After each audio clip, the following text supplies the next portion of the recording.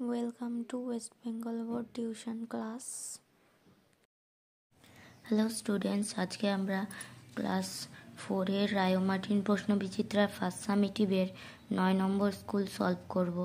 তো দেখো প্রশ্নগুলো পড়া শুরু করি। 1 নম্বরে আছে সঠিক উত্তরটির মাথায় টিক চিহ্ন দাও। ক নম্বর, রবীন্দ্র সেতু দেখা যায় হুগলিতে না কলকাতায়? কলকাতায় দেখা যায়। খ নম্বর, সাঁতরাগাছি অবস্থিত হাওড়াতে না কলকাতা জেলায়? হাওড়া জেলায় অবস্থিত সাঁতরাগাছি। 2 নম্বর, শূন্যস্থান পূরণ করো। ক, কাশফুল হয় ড্যাশ ঋতুতে? কাশফুল হয় শরৎ ঋতুতে। শরৎ, ঠিক আছে। তারপরে খ, বরফ হলো একটি ড্যাশ পদার্থ? বরফ হলো একটি কঠিন পদার্থ। তারপরে গ, জল ফুটে ড্যাশ তৈরি হয়? জল ফুটে বাষ্প তৈরি হয়। তারপর ঘ, পাখিদের শরীরের ভিতরে ড্যাশ ভরা থলি আছে? বাতাস ভরা থলি আছে। তারপর উম, ভারত মহাসাগরের বুকে ছোট্ট একটি দ্বীপ হলো মরিশাস।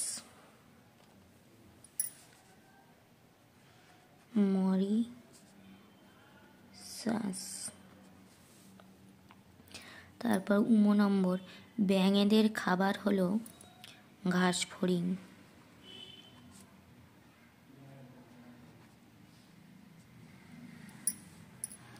তারপর 6 নম্বর, বস্তু যা দিয়ে তৈরি তাকে আমরা ড্যাশ বলি?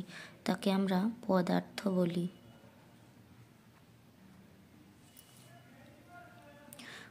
জ নম্বর, যার কিছুটা ভর আছে, যে কিছুটা জায়গা নেয় তাকে আমরা ড্যাশ বলি?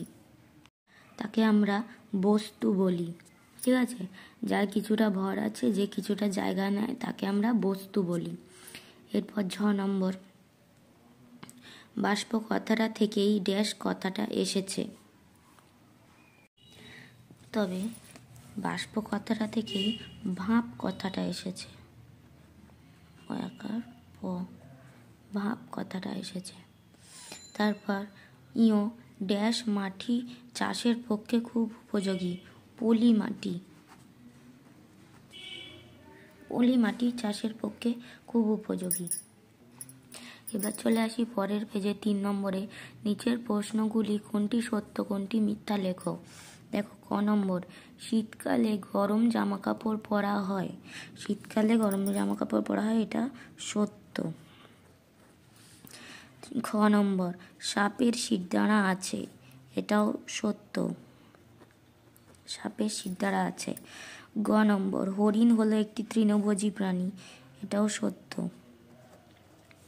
তারপরে প্রশ্বাসের সময় আমরা কার্বন ডাই অক্সাইড গ্রহণ করি? এটা মিথ্যা। প্রশ্বাসের সময় আমরা অক্সিজেন গ্যাস গ্রহণ করি, এটা মিথ্যা। ঠিক আছে, এবার দেখো তীর চিহ্নের সাহায্যে বাম স্তম্ভ ডান স্তম্ভ মেলাতে হবে। 4 নম্বরে আছে ভারতীয় সিংহ দেখা যায় গুজরাটের গির অরণ্যে? অবশ্যই নাম্বার হবে। তারপরে খ নম্বর হবে কাঁটা গাছ আর উট দেখা যায় নাম্বার মরুভূমিতে। তবে গ নম্বর, মুগা রেশম মদ পাওয়া যায় অসমে।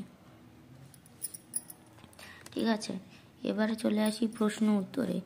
নিচের প্রশ্নগুলির এক কথায় উত্তর দাও, যে কোনো 7টি। আমি সবগুলোই করে দিয়েছি, তোমরা যে 7টি পছন্দ হয় সেই 7টি বেছে নিয়ে লিখবে। ঠিক আছে, তো দেখো প্রথম প্রশ্ন আছে ক, পদার্থ বলতে কি বোঝো? 5-এর কয়ের উত্তর দেখো, পদার্থ বস্তু যা দিয়ে তৈরি তাকে আমরা পদার্থ বলি। যেমন ধরো, প্লাস্টিকের বোতল বা লোহার পেরেক হলো বস্তু, কিন্তু প্লাস্টিক বা লোহা হলো পদার্থ। কেমন? এবার চলে আসি খ নম্বরে, আমরা নিঃশ্বাসের সময় কোন গ্যাস ত্যাগ করি? উত্তর, আমরা নিঃশ্বাসের সময় কার্বন ডাই অক্সাইড গ্যাস ত্যাগ করি। এবার চলে আসি গ নম্বরে, জীব বলতে কি বোঝো? দেখো, জীব হলো যাদের প্রাণ আছে। তারপরে অ্যারো দিয়ে আমি এখানে লিখেছি শ্বাস নেয় ও ছাড়ে, এটা আমি লিখতে ভুলে গিয়েছিলাম, তাই জন্য উপরে লিখে নিয়েছি। তোমরা এই লাইনটার পরে এটা লিখে নেবে। যাদের প্রাণ আছে, শ্বাস নেয় ও ছাড়ে, যারা এক জায়গা থেকে অন্য জায়গায় চলাফেরা করতে পারে, যারা ছোট থেকে বড় হয়, স্পর্শ করলে সাড়া দেয়, যাদের জন্ম হয় আবার মারাও যায়, তাদের জীব বলে। এটা হবে যারা, যাদের জন্ম হয় বা আবার যারা মারাও যায়, এখানে হবে যারা, আবার যারা মারাও যায়, তাদের জীব বলে। ঠিক আছে, ভালোভাবে দেখে নাও এটা। তারপর চলে আসি ঘ নম্বরে, হারিয়ে গেছে এমন একটি প্রাণীর নাম লেখো। তবে হারিয়ে গেছে এমন একটি প্রাণী হলো মরিশাসের ডোডো পাখি। নম্বর, আমাদের মুখে কত ধরনের দাঁত থাকে? নম্বরের উত্তর, আমাদের মুখে 4 ধরনের দাঁত থাকে। নম্বর প্রশ্ন, গাছ শ্বাস নেওয়ার সময় কোন গ্যাস গ্রহণ করে? গাছ শ্বাস নেওয়ার সময় অক্সিজেন গ্যাস গ্রহণ করে। নম্বর, খাবারের যে অংশ হজম হয় না তা কোথায় জমা থাকে? দেখো 6 নম্বরের উত্তর, খাবারের যে অংশ হজম হয় না তা মলাশয়ে কিছুক্ষণ জমা থাকে।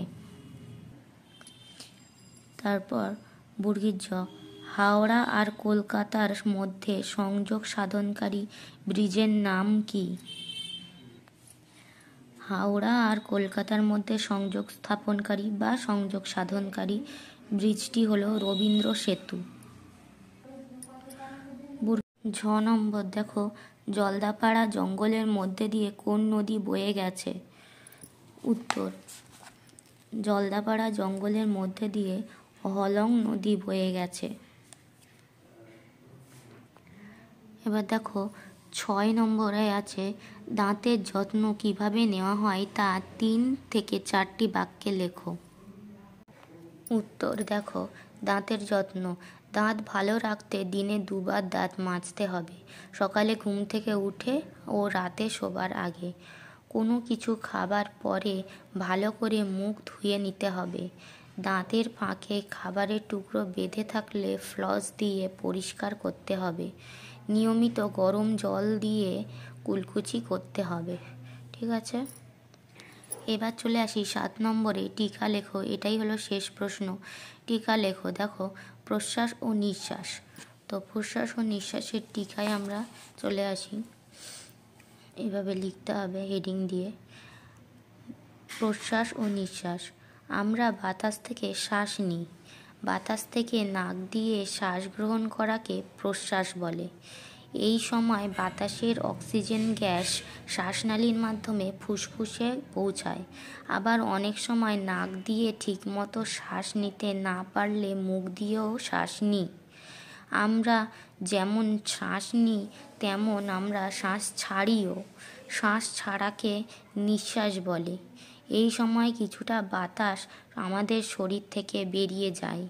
এই বাতাসের সঙ্গেই আমাদের শরীরে তৈরি হওয়া কার্বন ডাই অক্সাইড গ্যাস শরীর থেকে বেরিয়ে যায়। ঠিক আছে, উত্তরটা পুরো দেখে নাও। তো আজকে আমরা এখানেই শেষ করছি ভিডিওটি। নেক্সট দিন আমরা 10 নম্বর স্কুল সলভ করব। আমার ভিডিওটি ভালো লাগলে তোমরা অবশ্যই একটি লাইক করে দাও। আমার চ্যানেলে নতুন হলে অবশ্যই চ্যানেলটি সাবস্ক্রাইব করে পাশে থাকা বেল আইকনটি প্রেস করে দাও, যাতে তোমরা পরপর সমস্ত ভিডিওগুলি পেয়ে যাও। আর তোমাদের রিকোয়ারমেন্টের ভিডিও পাওয়ার জন্য তোমরা অবশ্যই কমেন্ট করো। তোমাদের আমার ভিডিওগুলি কেমন লাগে সেটা জানিয়ে আমাকে অবশ্যই কমেন্ট করো, তাহলে ভিডিও বানানোর উৎসাহ বেড়ে যায়। আর ভালো থেকো, সুস্থ থেকো।